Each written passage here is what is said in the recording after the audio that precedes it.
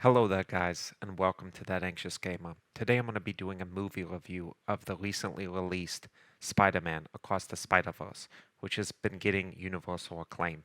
In this 7 to 10 minute review, I'm going to be trying to go over what I think the positives of the movie are, the negatives of the movie, what target audience the movie is going for, as well as my personal thoughts and feelings on what I think the movie did right and where I think it stumbled. Spider-Man Across the Spider-Verse has a runtime of 2 hours and 20 minutes, which is something to note given the fact that I think it's targeting an audience for children, teens, and young adults. On IMDb, the rating is 9.1, and I will be giving my rating at the end of the video. It premiered on June the 2nd, 2023, so very, very recently, and me and my wife got to experience the movie in Dolby Digital at our local AMC. The directors for the film are Joaquim Dos Santos, Kemp and Justin K. Thompson. The actors, although it does have an ensemble cast and there are more actors than the ones I'm listing, is going to be Shameik Moore, Hailee Steinfeld, Brian Tyree Henry, Lauren Vélez, Jake Johnson, and Oscar Isaac. So what is this film about, and how is this film fitting into the greater Spider-Man universe? Well, in this film, basically, we have Miles Morales being the main star of the film. So this is in a animated sort of multiverse or alternate universe to the main Spider-Man movies we see in the Marvel Cinematic Universe. What do I think of the film? What do I think the target audience is? Well, like I mentioned right before, I think the target audience for this film is either kids, young teens, and very young adults. One thing that I want to praise right away, and I think that there is a lot of good in this movie, is the animation is absolutely spectacular. If you like, let's say, shows like Arcane, if you like very high quality anime, if you like Japanese animation style, you're going to love this film. You're going to find this film to be probably one of the highest produced, best produced, and highest budget animations ever done. And I think the animation was absolutely next level. And if you take stills from this movie, you could literally put this on a wall. It's a work of art. However, that is the movie's production, and I don't think actually, that's not what a movie should be primarily rated on. For me, a movie is all about the characters, the plot, the story, and the emotions that it brings out. And so what is the plot and the story of the movie? Well, I won't go into spoilers too much, but basically the plot of the movie is that there's been an incident with a villain that endangers the multiverse, and Miles Morales, Gwen, and several other characters must kind of put it right. There is also plot elements with Miles Morales that we do not know at the beginning of the movie, but become clear as the movie go on. Like I said, I will not be delving into spoilers. I want to keep this spoiler free so you can go and enjoy the movie experience for yourself. Where do I feel the movie primarily stumbles? The issue with this movie is that it gets so caught up in animation and so caught up in the visual presentation on screen that it fails to deliver on its main points, which is story and plot. I feel that the movie had a TikTok feel, and by that I mean that things were changing every 5 seconds. I'll give a classic example of where this harms the movie and is actually a detriment to your enjoyment. In the movie, there's a very heartfelt sequence between Gwen, one of the main characters of the movie, and a very strong female protagonist, and her father. Unfortunately, in the scene, on the wall, you will see paint dripping off, and you have basically a psychedelic experience where the wall is turning blue. There's blobs of paint dropping down. There's all these visual distractors and just pure clutter that take away from the emotional impact that the scene was meant to impact. And so because of that, the scene itself is substantially diminished. The vocal actors do a fantastic performance. The writing is solid, although not anything to write home about, but the scene is reduced because of this artistic clutter. And you're going to see this in a lot of the movie. Unfortunately, some of the best scenes was Peter Parker talking to Miles Morales, was Gwen talking to Miles Morales, was Miguel talking to Peter Parker.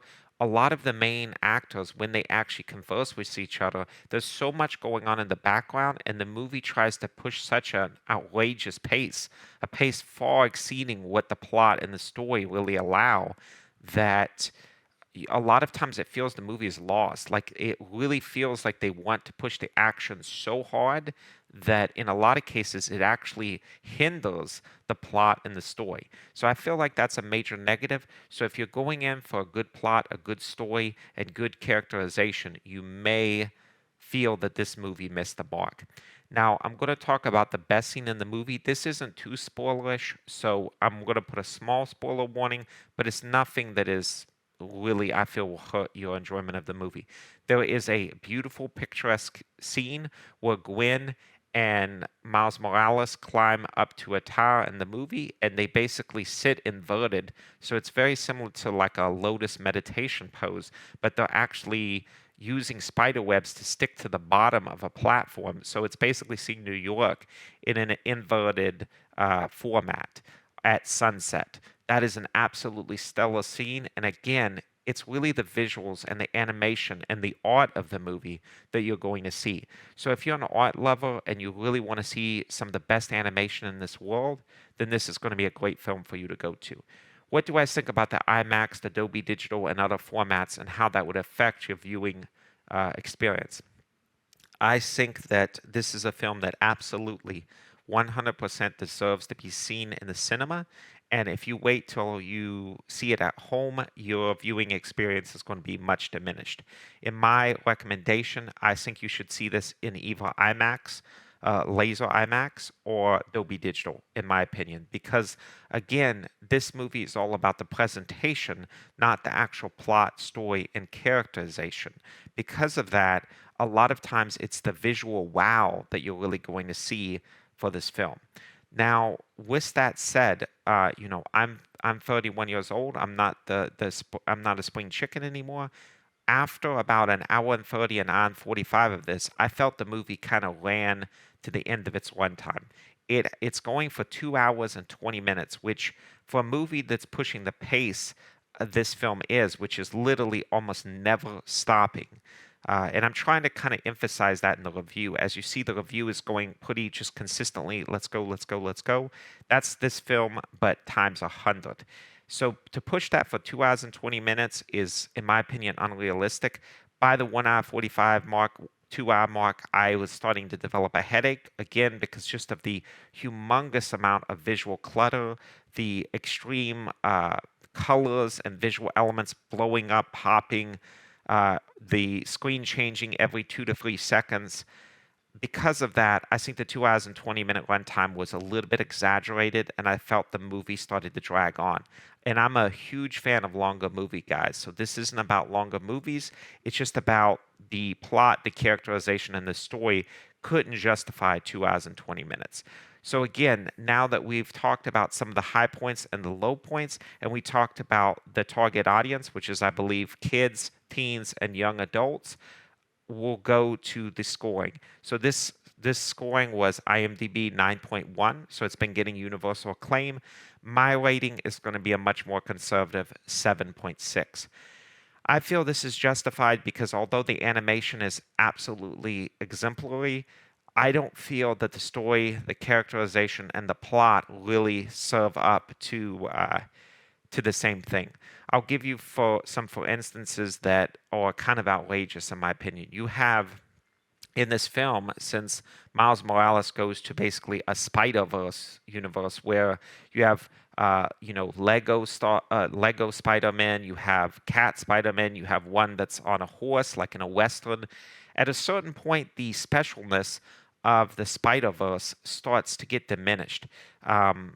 Ultimately, if you have unlimited universes and anything can happen and something has happened in any one of these universes, a lot of times at the end of the day, what you have is just a detrimental experience where you feel like Spider-Man is nothing special. You're one of a billion Spider-Man. And because of that, although Miles Morales is an amazing character, is an amazing character, their love story and the kind of chemistry and the main plot elements of the movie, which is Miles Morales and his relationship with his parents, her relationship with her father, starts to get overshadowed, and you start to get just a kind of dime a dozen feeling, where you're just one of a 100,000, Spider-Man in a big gang. So because of this, I thought that it hurt the movie, and that's why I'm giving my rating of 7.6. So overall, guys, I think definitely go experience this movie. Judge it for yourself. I feel like this movie is going to either be a really big hit for you and you're going to really enjoy its animation and art style presentation, or you're just not going to be the target audience that they were going for, and you're going to find that the movie falls short of your expectations.